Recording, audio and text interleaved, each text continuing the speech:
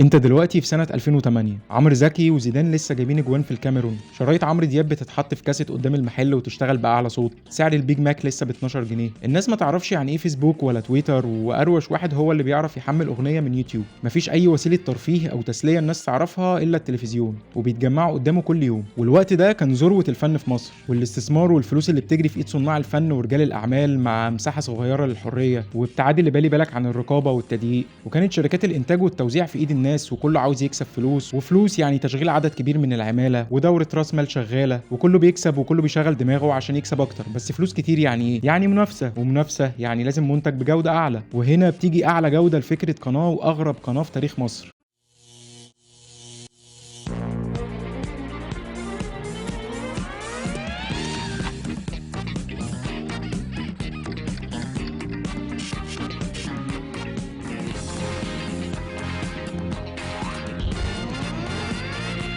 في الوقت ده كان نازل من دبي شخص يدعى سيف ممتاز علشان يقنع مجموعة من المستثمرين بإنشاء أول قناة كوميدية في تاريخ مصر والشرق الأوسط. والمستثمرين ورجال الأعمال ما بيفكروش بالعواطف، لازم يحسبها إنه لو هيحط جنيه يبقى هياخد قصاده كام. وفي الوقت ده كان في اسطمبة ثابتة كده، لو عايز تعمل قناة ناجحة هتجيب 3 4 نجوم أو فنانين يقدموا برامج، كل واحد يعبي له 3 4 مليون، مع لعيب كورة ياخد له 3 4 مليون برضه يقدم برنامج كورة، مع محتوى جاهز بقى سواء أفلام أو مسلسلات. ودي الوصفة المضمونة للنجاح. وصدقني لما الموضوع بيبقى متعلق بالفلوس فمحدش بيحب يغامر، كله بيحب يلعب في المضمون. وبطريقه محدش يعرفها قدر سيف ممتاز انه يقنعهم بانشاء قناه عكس كده تماما، قناه كوميديه بحته. مش هنجيب نجوم، هنجيب شباب واي حد موهوب هنجيبه، وهنصنع احنا اعمالنا بنفسنا وننتجها. هنعمل برامج ستاند اب كوميدي وسكتشات وكرتون، هننتج انتاجات بتاعتنا احنا، هنعمل صناعه خاصه بينا لوحدنا. من الاخر هنعمل نتفليكس بتاعتنا، برامج ومسلسلات وفواصل. القناه ما كانتش شبه اي حاجه شفناها ولا بنشوفها. الاكشن ماليش فيه.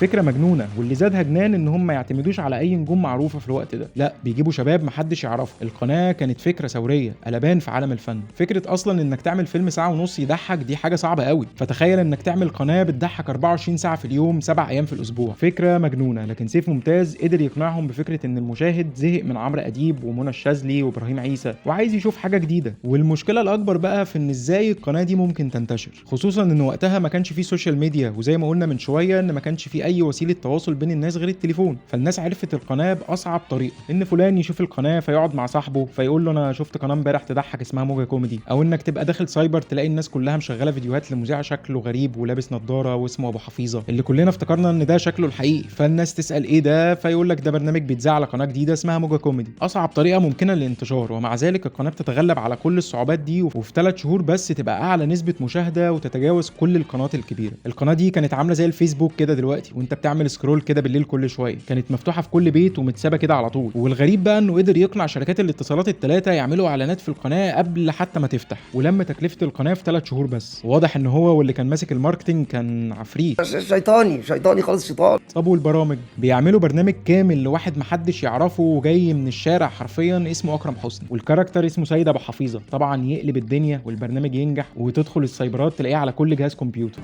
اليتيم اللي ما عندوش اهل اهون بكتير من محدود الدخل. الزلزال والتوابع والضغط على المواجع. ترشيح فتحي كنكه لنقابه القهوجيه. والى تفاصيل الاخبار. وبيعملوا فكره جديده وهي عرض حاجه اسمها ستاند اب كوميدي لشباب محدش يعرفهم برضه. طبعا الستاند اب كوميدي معروف دلوقتي، لكن في 2008 محدش كان يعرفه الا مرتدي ساقية الصاوي. وبتنجح الفكره طبعا، وبينطلق منها علي قنديل وجورج عزمي وقنديل وفريق عمل البرنامج لباسم يوسف. حضرتك مهندسة، هل استفدت من معلومة ان استراليا معتمد اقتصادها بنسبة 60% على تصدير اصواف اغنام المارينو؟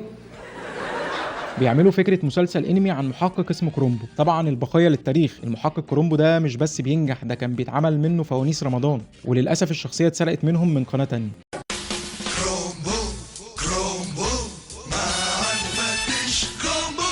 ومسلسل رسوم متحركه لفئه عمريه كبيره مش بس الاطفال اسمه سرحان ونفيسه. اسمع يا علي، عاوز اكون دخارك تعدي على المزرعه تشد لنا جزء ارانب وتخرج بيهم من باب الوراني عشان محدش يشوفك، وخلي امك تعملهم لنا على الملوخيه. ده غير برنامج توك شو اللي كان بيعمل سكتشات تقليد لمفيد فوزي ومنى الشاذلي وتامر حسني وغيرهم. وفضلت القناه مستمره وبتقدم كوميديا وتسليه وكوميديانات لحد 2013 لما اشتريتها قناه الحياه وابتدت تنهار تدريجيا لحد ما قفلت. ويقال ان قناه الحياه اشتريتها عشان تقفلها لانها زعلت ناس كتير ببرامج التقليد، ويستند على كده ان كل انتاجات القناه اختفت ومش موجود غير كام حلقه على اليوتيوب. لكن موجة كوميدي سابت في شبابنا وطفولتنا ومراهقتنا علامه حلوه، وثابت دلوقتي بنظريه الفراشه فنانين وكوميديانات حاليا بيساهموا في عوده فن الكوميديا لانهم دخلوا مجال التمثيل والكتابه. وتنتهي اسطوره موجة كوميدي اللي كانت اجرأ فكره قناه في تاريخ مصر. اكتر حاجة بحبها فيكي هو ده، هو ده، هبالك عوضك، واكتر حاجة شدتني ليكي هي دي، هي دي، ريحة رجلك، واكتر حاجة بتزغزغني وبتلعب لي بشعري ودقني وتخليني بهرش دايما في ايديكي وايديا، كل ما افكر اقرب منك ببعد عنك وافلت منك، لما بشوف حجم مفاصلك بيغمن عليا، يا انا شايف فيه وده حجمه كبير وخايف اقرب لا يشفطني، يهديك تبوسني وخايف لا تبوسني وحاولت بتروح مني مرة واحدة.